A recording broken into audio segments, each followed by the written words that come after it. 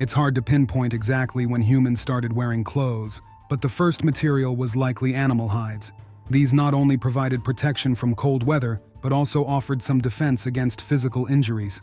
In a way, you could say early clothing was a form of primitive soft armor, a concept that stuck with us throughout history. Some clear examples include the ancient hoplite armors, linen linothoraxes made from multiple layers of fabric, medieval gambesons crafted from felt, and the tagilias used by local militias. Even leather gear, which nomadic tribes favored, falls into this category. While fabric armor was often underestimated, layering it with specific fillers could absorb energy from strikes or arrows. Combined with metal elements, this soft armor was surprisingly effective at dampening blows. Fast forward to modern times. By the early modern era, armor had largely fallen out of widespread use, remaining only with select troops. But interest in protective gear surged again during the Korean War in the early 1950s. The US military found that 70% of combat injuries were to the torso, caused mostly by shrapnel rather than bullets. During World War II, roughly 65% of soldier fatalities were from fragmentation wounds. Conflicts in the 20th century revealed that bullets became the primary threat only when fighting adversaries lacking heavy equipment, air support, or missiles. The US introduced its first widely used bulletproof vest made from layers of nylon during this time. The next big leap for soft armor came in the 1980s, when the defense industry began utilizing Kevlar, a material originally developed in the 1960s for car tires. Kevlar, also known as aramid, is often seen as incredibly tough and reliable. In reality, it's a fabric made from synthetic fibers that works like a strong spider web, catching projectiles like bullets and shrapnel. However, the fact that it's woven from tiny fibers is both its strength and its weakness. Kevlar works best against larger, blunt objects, which is why it's ideal for lightweight, soft armor capable of stopping handgun bullets. But when faced with sharp objects like rifle rounds, knives, or crossbow bolts, it often falls short. Those can slip through by pushing the fibers apart. Plus, Kevlar's performance degrades significantly when wet. You might think gluing the fabric layers together would solve this, creating a lightweight yet durable material. That's actually how modern helmets are made. They can stop shrapnel traveling at twice the speed steel helmets from the mid-20th century could withstand. Yet today's helmets still offer less protection compared to body armor. From what I've gathered, this is due to medical requirements limiting helmet weight to under 1.6 kilograms. While adhesives can absorb impact energy, they also reduce Kevlar's protective properties overall. For example, development of the 6B7 helmet began in the Soviet Union and took nearly a decade. Instead of glue, it used special films between layers of aramid, allowing fibers to move freely. This made it one of the best protective helmets in the world when it debuted. The takeaway is this: multi-layered Kevlar is great for civilian-grade concealed armor and can stop bullets. But in combat, while still useful, it's not sufficient on its own. Interestingly, even before the invention of blacksmithing, the Sumerians sewed copper plates onto clothing, a technique that laid the foundation for armor design still used today. When steel came along, it became the gold standard for protective gear for thousands of years. Its limited use was often due to economics, not technology. Speaking of medieval armor during its heyday, one key detail stands out. Its existence was tied to feudalism. Back then, even kings occasionally fell in battle. Feudal society can be compared to a modern analogy. Imagine today's armies consisted of top business executives, politicians, and high-ranking officials. What kind of armor would they wear? Obviously, custom-made gear crafted from the best materials available. The decline of feudalism and the rise of massive armies made up of former peasants, in my opinion, had a greater impact on the disappearance of armor than the development of firearms.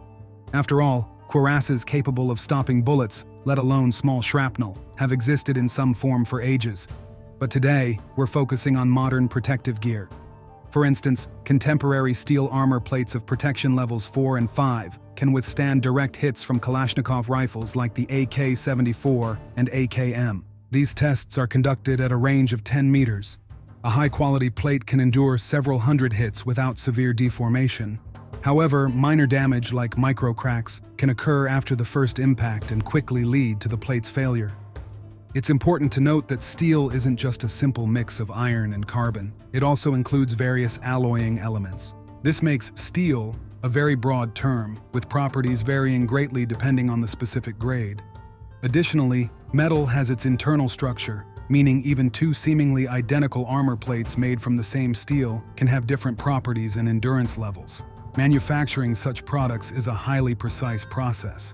To meet level 4 protection standards, a steel plate needs to be 6.3 millimeters thick. For plates to stop an SVD sniper round with an STM-2 bullet, a thickness of 10 to 12 millimeters is required. Now, if you were to make medieval knight armor from modern steel like grade 37U with a thickness of 2.5 millimeters, similar to historical cuirasses, it would provide level 2 protection. That means it could stop a TT pistol round or a lead slug from a 12-gauge hunting rifle. The thickness of medieval tournament armor reached 4 millimeters.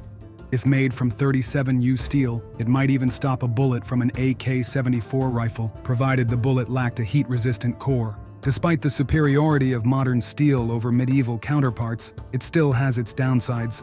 For instance, it transmits the energy of an impact to the wearer, but this can be mitigated with shock-absorbing pads. The risk of ricochets is reduced with special coatings. However, steel's fundamental issue remains its weight.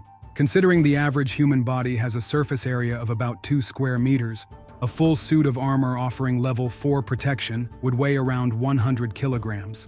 For level 5, which stops most bullets, the weight jumps to nearly 200 kilograms, and level 6, requiring plates about 2 centimeters thick, would weigh approximately 315 kilograms. Modern soldiers aren't knights. A knight's gear, typically weighing just over 20 kilograms, didn't restrict movement much. Plus, knights often fought on horseback and didn't have to carry ammo, supplies, or additional gear. Modern body armor covers a much smaller area than medieval plate armor. While medieval armor varied in thickness depending on the section, modern designs emphasize this difference even more. For example, there's the hard armor zone, which covers about 90% of the projection of vital organs, though in reality, this accounts for less than 30% of the body's total surface area. Then there's the soft armor zone, designed to stop smaller, slower fragments. Overall, modern protective gear isn't about making soldiers invulnerable or preventing all injuries. The goal is to drastically reduce the chances of fatal wounds. In my view, medieval knights were far better protected for their era than modern soldiers are today. Speaking of armor plates, the main problem with steel, its weight, has been addressed with new materials. Although calling them new is a stretch since they've been around since the Neolithic era. The effectiveness of mineral-based protection can be seen in what's known as plastic armor, used in the 1940s to protect ships and vehicles. Despite its name, plastic armor wasn't made from plastic, but from a mix of granite, gravel, and bitumen. There were even attempts to use this mixture as tank armor on Sherman tanks, and the results weren't entirely disappointing.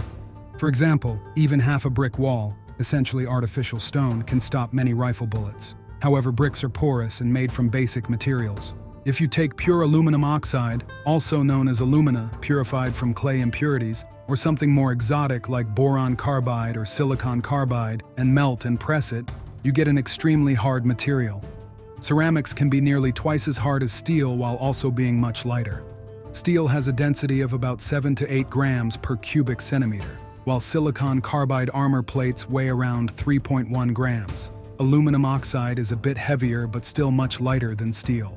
The advantages of ceramics are especially clear when we're talking about high-level protection, levels 5 and 6, where ceramic plates can weigh half as much as steel ones. But ceramics are far from a perfect material for armor.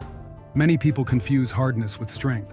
Ceramics are incredibly hard but also brittle, meaning you can sometimes ruin ceramic armor just by dropping it from your own height.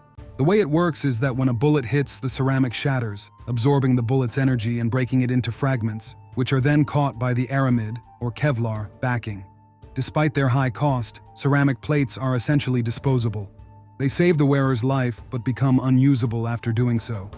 This makes them less practical for, say, long missions, where resupply isn't an option. Still, their combination of relatively low weight and excellent protection has made ceramic armor the most popular choice today. As for the future of body armor, in my non-expert opinion, ceramics might not be where things are headed, assuming humanity has a future, of course. One promising material is ultra-high molecular weight polyethylene. Currently, plates made from this material max out at level 3 protection. That means they can stop some, though not all, rifle rounds. Polyethylene doesn't degrade as quickly as ceramics, doesn't soak up water like Kevlar, and is incredibly lightweight. So light, in fact, that it's buoyant. The downside for now is that it's vulnerable to fire and high temperatures, but I think it's a material with potential. On the other hand, many countries are actively developing exoskeletons. If they succeed and create practical, affordable models, the weight of protective gear will matter less. This could allow soldiers to wear thicker, heavier, but more durable metal plates instead of ceramics, or even combine metal and ceramic elements. It might not even be steel, but something like titanium alloys. Plus, exoskeletons could increase the amount of body coverage, or maybe we'll see entirely new materials emerge. That said, as so often happens, the limiting factor might not be the technology itself, but the economic side of things. After all, throughout history, the level of protective equipment has been dictated by costs. Let's not forget that the best-equipped characters in American superhero movies are almost always billionaires.